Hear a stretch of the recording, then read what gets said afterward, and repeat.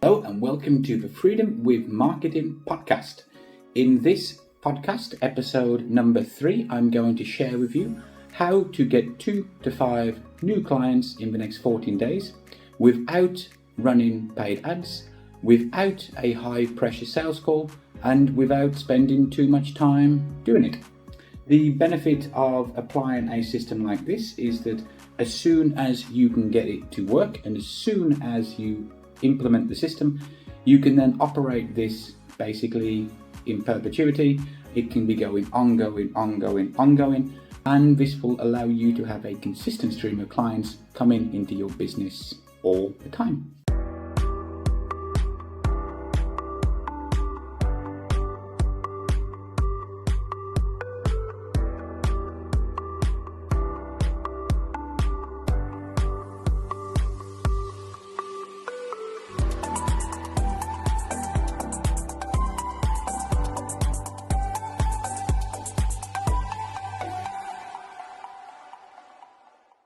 Hi, I'm Sam. I'm the founder of Freedom with Marketing, and we help online performance coaches, online self-improvement coaches, online personal development, professional development, business coaches get more clients into their business.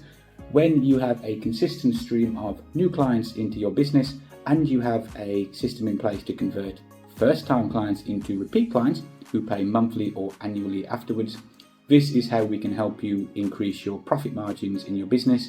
This is how we can help you increase your monthly cash flow, and this is how we can help you earn far more money in your business while working far less hours. So you can enjoy the time with your family, you can engage in your hobbies, you can actually live the life and have the freedom to do what you want in your life because your business is allowing you to do this. You're not a slave to your business, you're not a slave to anything. So, how to get 2 to 5 clients in 14 days without running paid ads, without any high pressure sales calls. In fact, you can do this without even having a sales call and without it taking too much time. So in the podcast, I'm going to try to keep this as short as possible. I'm going to share with you the strategy that I use in my business. I'm going to share a strategy that I'm using with clients at the moment, and we are getting results. You can use this strategy exactly the same as what I share with you in the video. Try it out, test it, optimize. The key with any kind of strategy that you do is that the first time that you do something is always going to be the worst. You need to test it out, you need to try it out, you need to do it a few times, you need to track your numbers, you need to know what benchmarks to aim for. You need to constantly try to improve A/B split testing at different parts all the time until you basically will test your way to success, or what I like to say, you fail your way to success. So first of all, this is a 20,000 foot view of what the strategy is. So you first choose your preferred platform to use. We currently use LinkedIn to do this. You might have a target audience on LinkedIn. You might have a target audience and a large following on Facebook, on Instagram, an email list, in groups that you're part of, that you own. So you might have a target audience on multiple different platforms. You might have a large subscriber list on YouTube too, or on your podcast. So what you do first is you choose your platform with the most people on there, with the most followers, the platform which you focus most of your attention on. Let me use the example of LinkedIn because that's what we're currently doing and it's what we're doing with clients. So it's just a lot more easier for me to say it. But if you want to use Facebook or Instagram or whatever, email, simply substitute the word LinkedIn to your preferred platform and the same strategy will apply. So step 1 is you send a message out to get the right people to put their hand up and say, hey, I might be interested in this. The second message to people that reply to that first message is a highly personalized Loom video that you record, explaining what your offer is, how it can help them, and the call to action in the second message and in the third message is to get people to book a call. But you don't tell people to book a strategy call or a strategy session or a discovery call. You position your call in a way where it's a free coaching session in order to get X, Y, and Z result. It's a free assessment where in 5 to 15 minutes or so, we are going to help you identify the biggest number one part of your life or business that you need to work on right now. But when you can overcome this, all of these good things are going to happen.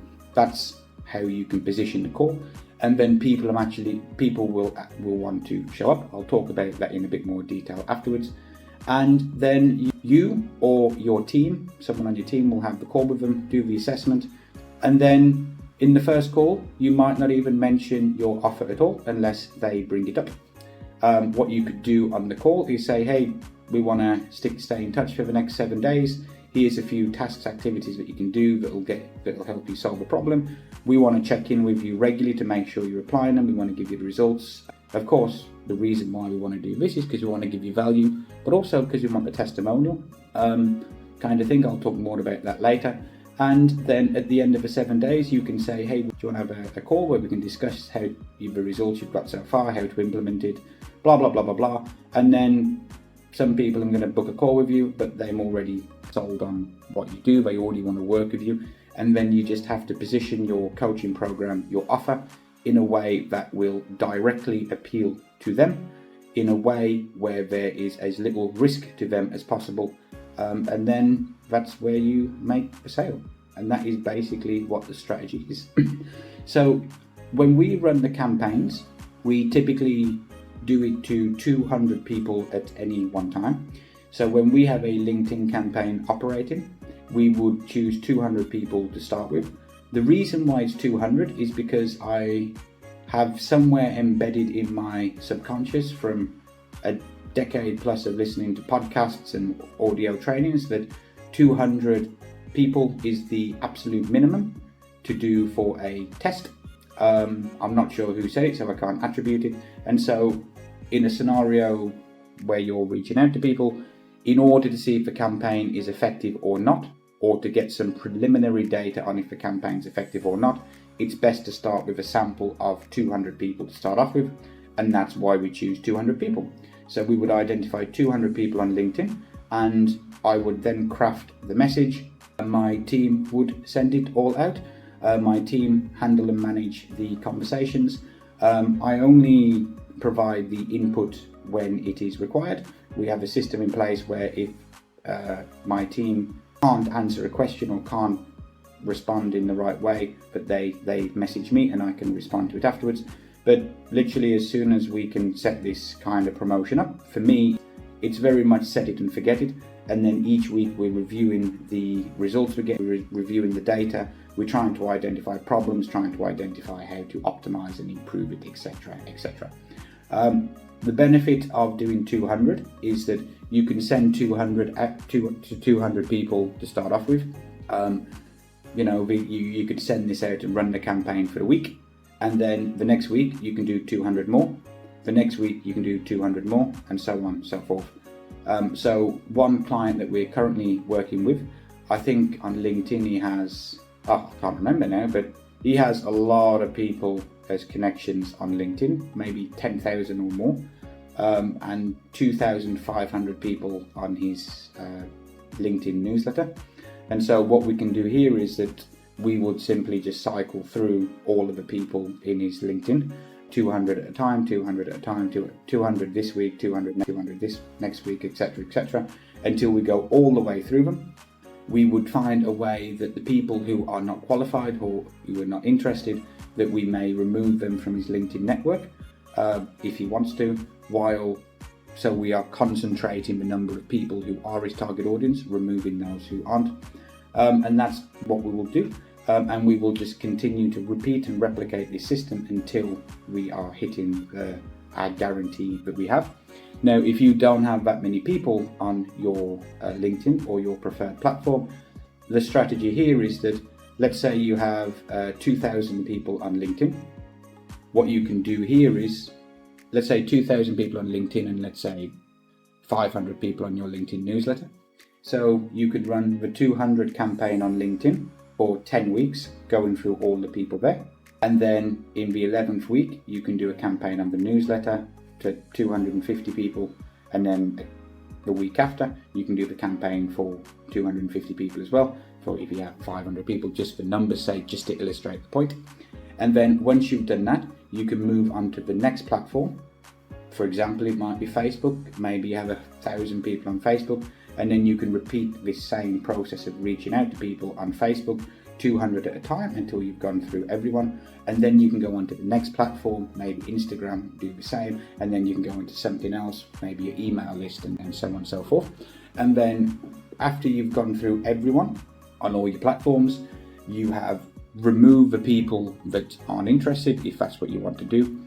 You have labeled the people that might be interested at some point in the future, but not just yet. When you've gone through everyone, you can then start back on your first platform and go through the cycle again. Now, the way that I'd suggest you do the cycle is that in week 1, you have a big idea, a main theme, a main concept that you want to test, and you run it and see what the results are.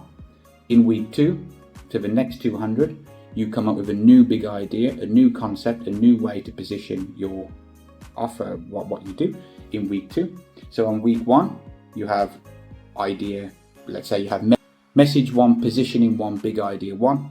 Week 2, you have message 2, big idea kind of thing 2, and then you can see which one worked. And then in week 3, you can test a new idea. Week 4, test a new idea. Week 5, test a new idea, and so on and so forth until you've gone through everyone.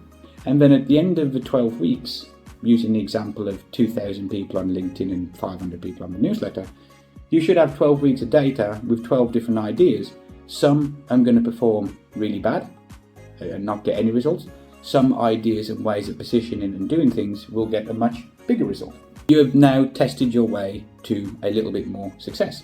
You can now use the ideas that won and have these as your control. So when you reach out to people again, you can use the ideas and concepts that have worked in the past. You can also test new ideas as well, which means if you find that on week 8, the idea from week 8 performed 3 times better than everyone else, you can then use that same idea when you go to Facebook. You can either use that same idea every week on Facebook to potentially get the same 3x response as you did compared to the other ideas, or you can keep trying to test and improve it and trying to find out why it works, and then the bigger, better result and response that you get. And you literally, every time you run a campaign, you test one new idea and you see which works best, and you test your way to success over time. You fail your way to success, and by the time you've cycled through everyone on all of your platforms, you should have some kind of an idea of what works based on what the data says. And that's kind of what the strategy here is. So what do you actually write in message 1? So message 1, you need to articulate what your big idea is, what the theme is, like what I've just discussed. So say, for example, it could be how to get 2 to 5 clients in the next 14 days without running ads. It could be how to double your profits in half the time in the next 14 days, so on and so forth. All of these different ideas. How can you come up with the ideas to test? So if you want to use data-based, use data to start off with, which is what I'd suggest, look at your content that you publish across your different platforms already. Look at the keywords and titles that you have targeted. Have the content titles which are related to your main offer, and find the ones which perform the best, and then use that as an example, use that as the basis to come up with ideas for your to test. Alternatively, you can use ChatGPT and you can put prompts in there to say, imagine you're my target audience with this problem, what kind of things would you need help with, and this and that. And then you can do keyword research and all of these different things as well, in order to help you come up with the ideas. But you don't have to do this, your team can do this.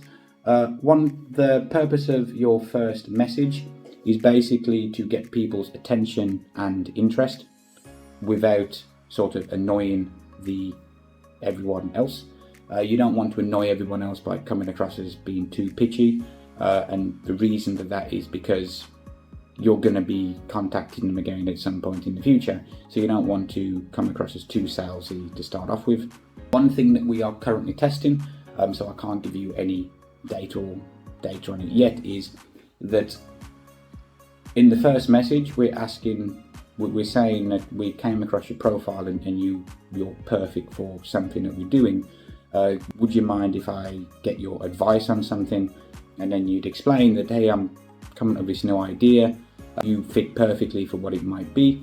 Would you mind letting me know what you think of it, give me your feedback? If so, in return I can do you a favour or help you in one way or another because I really appreciate this.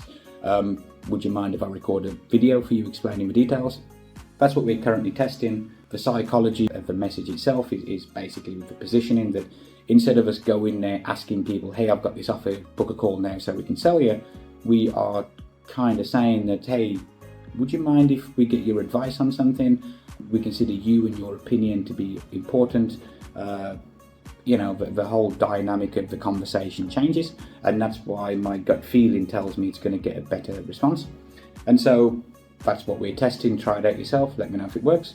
And so the purpose of message 1 is to get people who like the sound of your offer to say, hey, yes, let me know more and I'll let you know what I think of it, kind of thing. And then for message 2, you can write out the details of what your offer is and then have a conversation and explain to them in that way. Or what you could do instead is you can record a Loom video. So the Loom video would be highly personalized, use their first name a lot. You can get your team to research something about their profile, something about what they do, and you can then record a 3 to 5 minute video to them explaining the details of what the offer is, how something similar has got your client's results in the past, the kind of results it can expect, what the risk reversal is. So as an example with the risk reversal, the offer that we do is that we say that we will help our clients make more sales, and you will receive the money in your bank account first before we send you the invoice. So you have no risk at all. We have all the risk. We have to trust you to pay our invoice instead of you putting your blind trust in us to get the result. And that's an example of a risk reversal which I've used very successfully in the past. So you need to find a way to add that into your offer as well. And then you can also mention that what you're considering doing is you're creating a new offer or a new variation of your offer, and you're looking for the few people to try it with in exchange for a testimonial. And what you want to do here is say, hey, actually you're a perfect fit for this. If you like the idea, would you like us to do this sort of offer on you first? It'll take 15 to 30 minutes or so for us to do the result. It'll be a quick call. You'll get all of these benefits from having a call with us because we're going to help you do X, Y, and Z. We'll help you identify the problem, and then we'll help you actually solve the problem. No cost at all. This is the first time we're doing it. We just want you to get a result. We want to see if it works. It may not work. And at the end of it, you give us a testimonial. And that would be what you would communicate in the second message in the Loom video. Obviously more succinct than that. I'm just giving you a free flow of consciousness so you have ideas. And then I believe you can embed book a call in Loom so people can book the call then. If not, you can then follow up in order to get people to take the call. Don't position the call as a strategy session, book a call, discovery call kind of thing, because that clearly on a subconscious level people know that that's a sales call. You can position it as your free coaching session, your free assessment to get this result, your free breakthrough call, whatever it is. And you would then apply a strategy which Alex Hormozy calls the 2-call close, which is the first call you would do some kind of coaching there. You would help people get a result, identify a problem, and then you might not even mention your offer on the call, but you make sure that you mention the risk reversal and the results you've got for clients. And then after they've had that initial call, you apply a assessment with them. You've helped them identify a problem. You've told them how they can solve a problem. You can then give them maybe 7 days of access to you in order to help them implement it. And then at the end of the 7 days, you can then have a conversation with them to discuss the results, how they can get bigger, better results. And on that second call is when you talk more about your offer. and that is sort of a strategy that you can use. So when you have the first call, when people book a call, if you position it as a coaching call or a self-assessment call, a few factors to consider. Number one, you don't have to be the person that takes it. In fact, you can get someone on your team to do it, and then you can tell them that, hey, person A on the team is going to be giving you the coaching session. She is not trained in sales in any way. She doesn't feel comfortable talking about sales, so don't expect a sales call. If you would like to learn more about the offer and how this works on a bigger picture, you can contact me and we'll have a conversation. But this is the assessment, this is the new offer, this is why we want you to try it, to see if we get the results, get your testimonial, etc., etc. And then that lowers the barrier of entry. You can train your team to do the assessment, to do the coaching, where the purpose is you identify a problem for them, you can solve a problem for them, and then by giving them a moment of clarity, whatever it is, you then help them point out what their next problem is. And then you have that period after the call where you can kind of coach them through text, email, digital message, whatever it is, in order how to apply it. When you're messaging them, you use language like, well, when I've worked with clients in the past inside this signature offer that we do, this is what we've done, this is how it's worked, there's a lot of proof here that this concept will work, why don't you try it yourself, blah, blah, blah, blah, blah. And then at the end you have the call and then position your offer as the main solution to them. And that is how you would get your clients to show up. This is how you would get 2 to 5 clients in 14 days without running ads, because you're doing the reach out, without a high pressure sales call, because you'd use a 2-call close. First call would be coaching, either by you, someone on your team, and then the second call is where people, you've actually helped them, you've actually got the result, they've actually seen the benefit, and they then want to buy. And that's the strategy that I would suggest. So there's a few extra points that you can consider, is when you get people to book a call, whether it's a self-assessment call or whatever it is, add some kind of scarcity and urgency in there so people actually book. What you can do here is, one strategy would be that you would give people some kind of a gift or bonus if they book within 48 hours or within 24 hours, or whether they take action fast, and this gets people to actually take action. After they take that first call, you need to follow up with them as much as possible and to remind them and to just communicate with them and to give them the best experience possible. View the period after the first call, before the second call, as the free trial period. You want them to have the full experience, see what everything is like, so that when you're actually selling your offer, everything, it's so smooth and easy to get the yes, with the right positioning of the offer. The next thing to consider is that I mentioned before that you are saying that you're thinking of putting together a new offer and you're looking for testimonials. So you need to be honest and do this ethically. So to start off with, if you apply a strategy similar to what I've just described, this will be the first time that you do it. This will be new to you. So you are testing something out new, and you do want to get the testimonials. So you can just be honest in that respect. You can mention that this is a service that you're thinking of charging for in the future if everything goes well. And that could be very true as well, because perhaps instead of getting someone into your $3,000, $5,000 coaching program, you might want to give them something for a couple of $100 first, which could be this sort of assessment thing. When you get the testimonials from people that go through the process and experience results, 2 things to consider.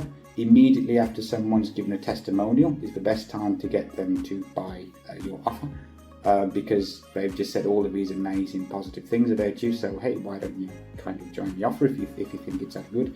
And the second thing to consider is that you want to collect testimonials, so you can leverage these testimonials to get more people to book the call.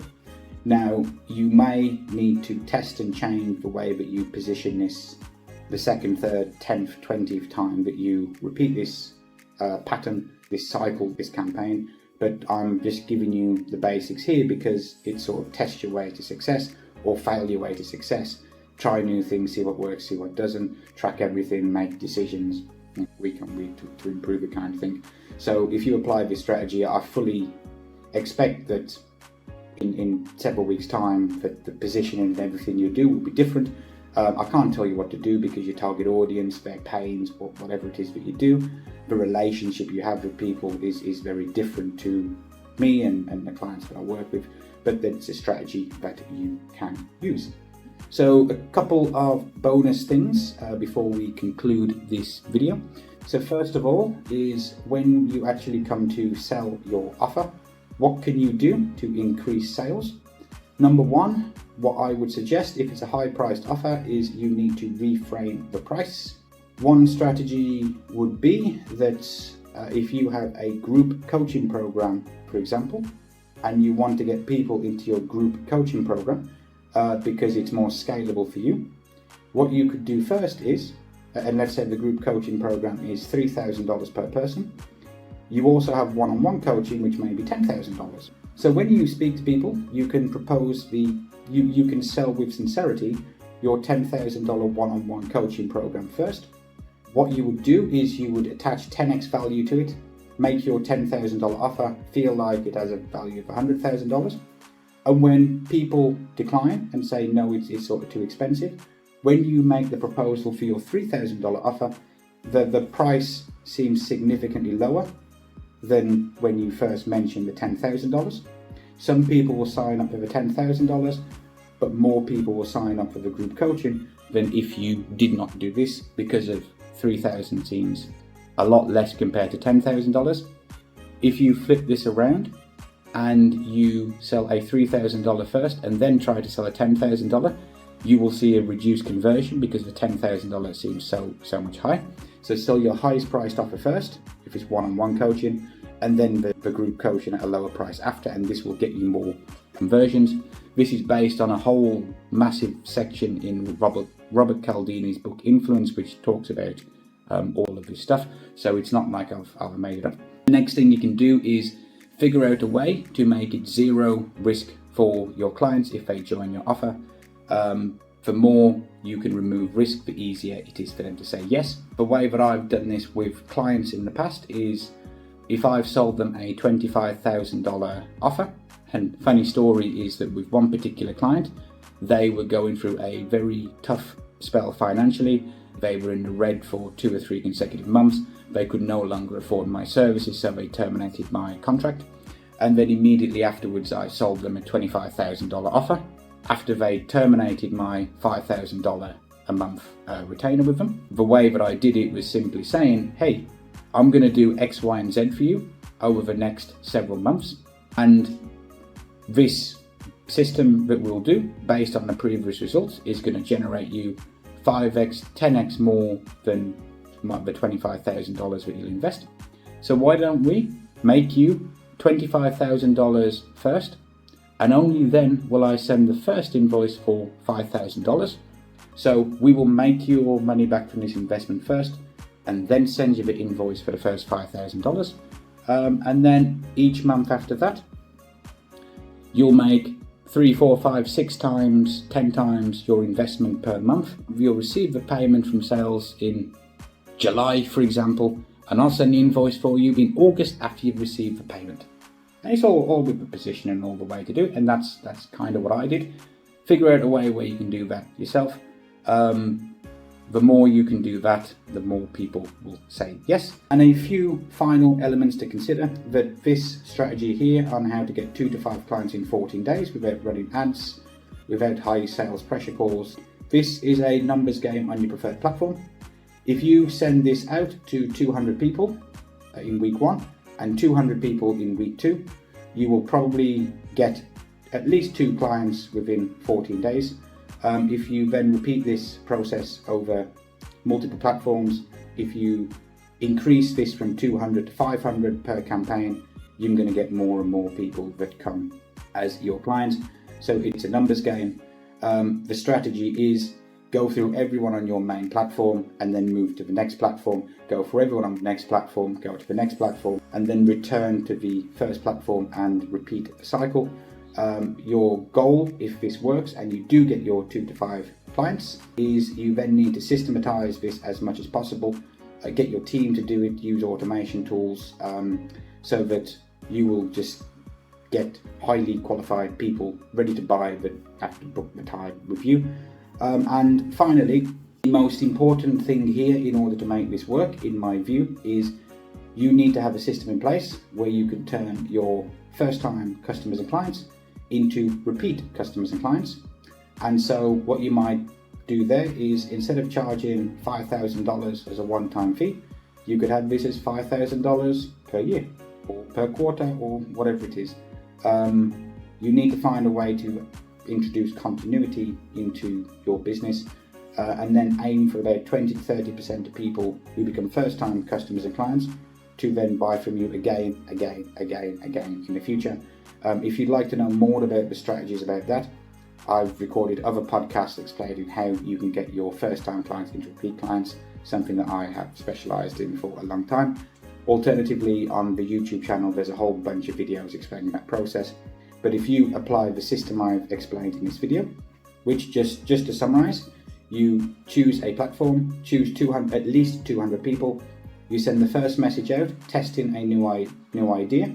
The goal of the first message is to get the attention of people who are interested and get them to say yes to receiving a video from you or the second message in a way that doesn't annoy the other people that aren't interested. Your second message ideally is a highly personalized Loom video explaining what your offer is, getting people to book a call.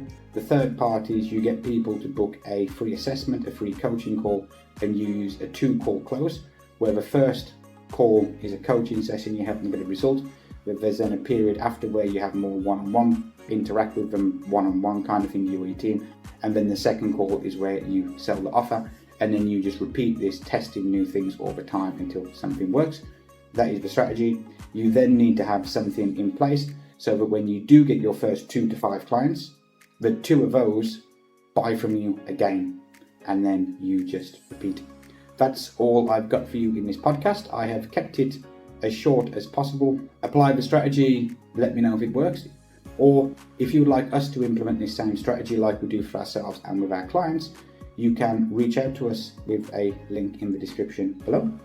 And what we'll do is we will help you get your next 2 to 5 clients or so, and we will only send our invoice for the service after you have received the money in sales, and our invoice will be priced at a way where you're guaranteed to make a substantial ROI completely risk-free.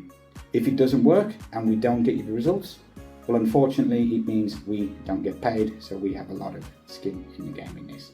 That's all I've got for you. Check out the other podcasts that we have if you've liked the ideas here, or go to our YouTube channel where you'll find hundreds of videos teaching different topics on how you can get more clients, more importantly, how you can convert your existing clients into repeat clients to maximize your profit and revenue. That's all I've got for you today. Make it a great day. See you next time.